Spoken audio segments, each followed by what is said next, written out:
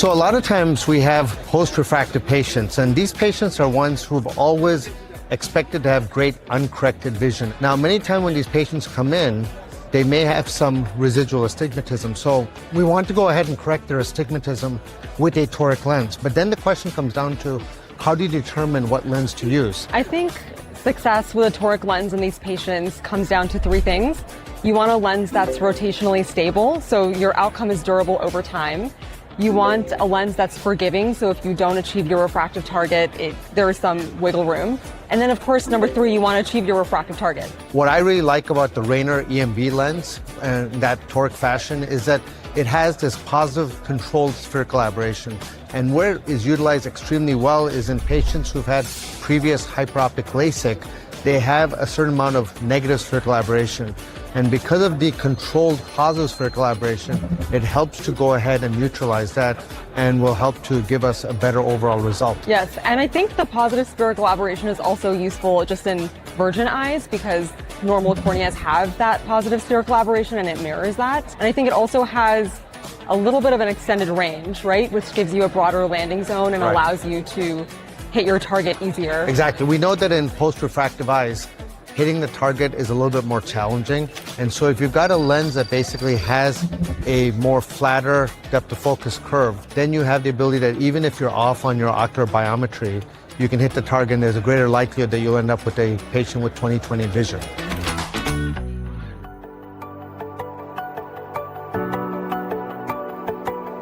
The RayOne lens is actually, from a surgical standpoint, is, in my mind, one of the easiest lenses to work with. It comes in a preloaded platform, and it's basically just a two-step process. You go ahead and inject the cartridge with OVD, and then you just close the cartridge, and it's ready to be injected. Because it was preloaded, there was really no thinking before having to inject the lens. I like that the haptics unfold almost immediately, so there's no sticking of the haptics.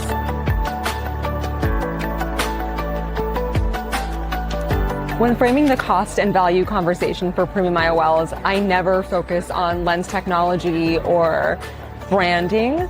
I think patients care a lot more about what they can do functionally with their vision after surgery.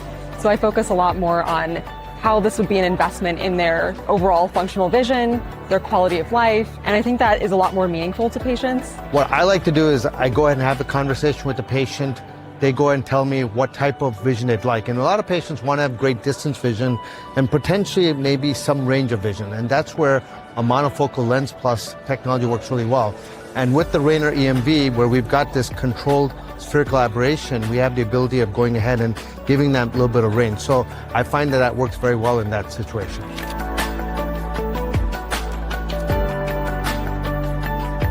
When it comes to hydrophilic acrylic as a material choice, I think that it's important to have a more nuanced, evidence-based approach. Calcification is real, it has been reported, but it's context-dependent and extremely rare in routine cases.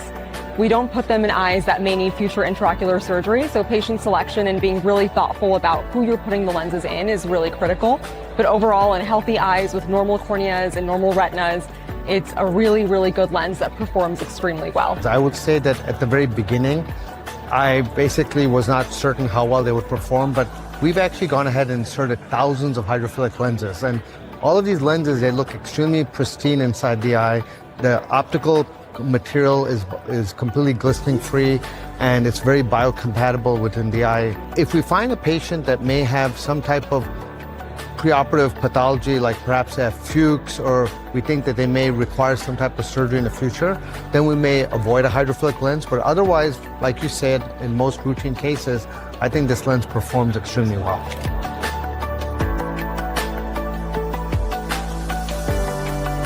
With multiple toric options available, I think the EMV Toric really stands out in a couple of ways. I think it is a great option for someone who's looking for maybe mini monovision, but you don't want to commit to that anisometropia because it gives you a little bit of range. It's great for post-hyperopic LASIK eyes, and it's also great for someone who wants range but isn't a good candidate for multifocals or diffractive optics. Yeah, and I think the biggest thing from a toric perspective is that ultimately when you place any type of toric lens from any brand, what you're looking for are a lens that will be very stable inside the eye.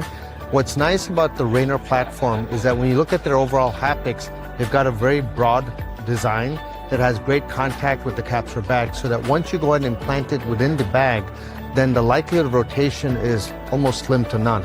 It does a fantastic job of staying exactly where you leave it. If a colleague asked me whether or not I should try the RayOne EMV Toric, I would tell them absolutely yes. I mean, the best part about the lens is it's something that people don't realize the range of vision that you can have and have great quality of vision. It's interesting, I was just asked this by two different people today, and I said absolutely worth incorporating into your practice. It's just another tool in your toolbox to individualize refractive outcomes, and that's what modern cataract refractive surgery is all about. And I think from a patient experience standpoint, it's a really great lens too. I've never really heard a patient complain about dysphotopsias or other sort of higher order aberrations due to the optics of the lens.